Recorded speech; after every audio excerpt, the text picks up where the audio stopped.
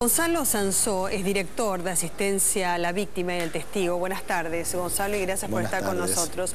Porque había una condena que es ejemplificadora, por cierto, porque sin que haya constancia de ningún tipo de violencia física, solamente por agresiones de tipo psicológicas de una pareja a su mujer, él recibe como condena, escuchen bien, 2 años y medio de prisión efectiva.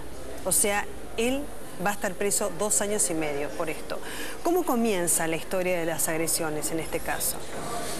En este caso, al igual que en muchísimas situaciones de violencia de género o violencia intrafamiliar, el caso empieza con una relación sentimental entre 2 personas, que en algún momento esa relación sentimental empieza a tener un quiebre, un proceso de desvinculación, y ya aproximadamente un año y medio casi después de la desvinculación, es donde esta víctima pide nuestra ayuda por circunstancias de violencia que estaba viviendo para ella misma, para sus hijos y para la nueva pareja que ella estaba viniendo. Pero ¿Cómo la acompañaron ustedes? A las víctimas de violencia de género son víctimas especialmente vulnerables por la situación psicológica de la que están pasando, y con lo que implica ser víctima de una persona con la que uno tiene o ha tenido una relación afectiva. Eso implica un vínculo tan estrecho que genera muchas trabas a la hora de pedir ayuda y denunciar. Entonces nosotros tratamos de acompañarla desde el primer momento, desde el momento de la denuncia, y tratar de empoderarla y de apoyarla para que pueda sostener ese proceso a lo largo del tiempo. Es muy difícil para una víctima de violencia doméstica tratar de sostener sus necesidades, sobre todo en un proceso judicial que a veces suele ser un poco engorroso, para lograr el acceso a la justicia efectivo. Si uno no las acompaña, no las empodera y no las sostiene psicológica, emocionalmente y socialmente también, si tiene alguna necesidad de estilo social, es muy común que este tipo de víctimas o terminen desistiendo del proceso, o se terminen desdiciendo, o terminen de alguna manera justificando al agresor en este tipo de circunstancias.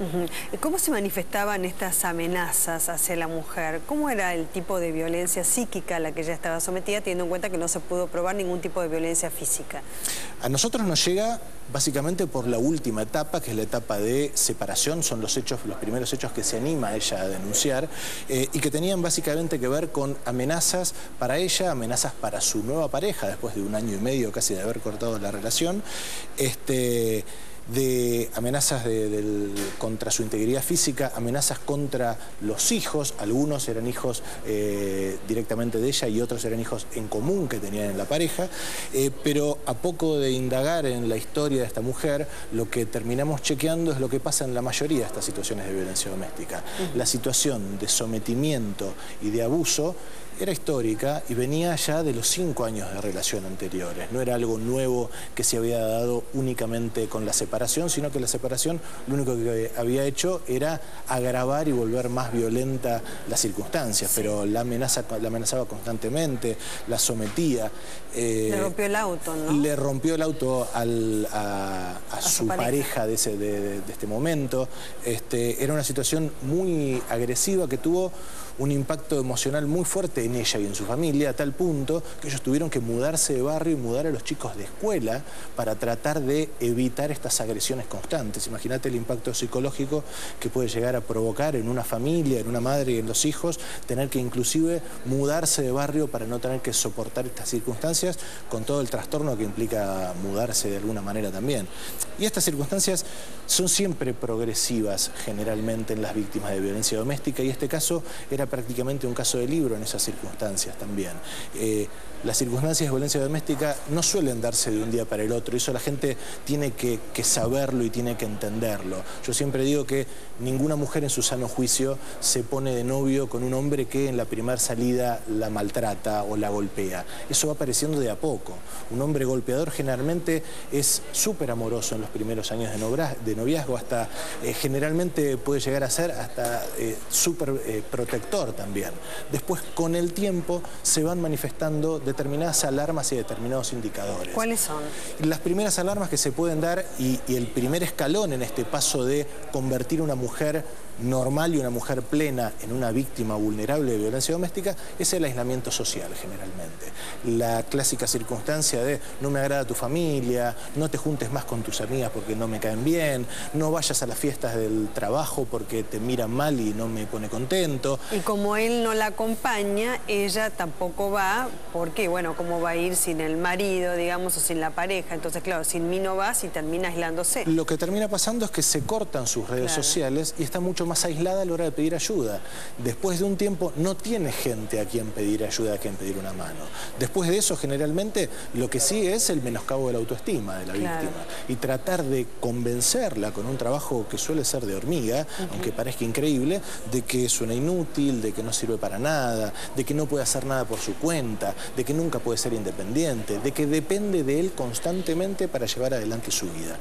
Y después de esos dos pasos que generalmente se dan en todas las circunstancias, es donde empieza a jugar ya directamente la violencia psicológica, que es terrible, y la violencia más evidente, aunque no siempre es la más terrible, que es la violencia física. Claro, la violencia física resulta más evidente y más demostrable, porque se puede ir a la comisaría, ¿no es cierto?, pero no siempre, y mostrar golpes. No siempre es la más terrible. Claro. Llevan muchísimos años recuperar una víctima de violencia doméstica. Por supuesto. En circunstancias de violencia psicológica contra una lesión que cura en días. Por eso quería preguntar, bueno, inclusive los golpes también pueden llevar a la muerte, y además también la muerte psíquica puede llevar también a la muerte física, porque esa persona, digamos, que se cree que no vale nada, ya es un trapo de piso.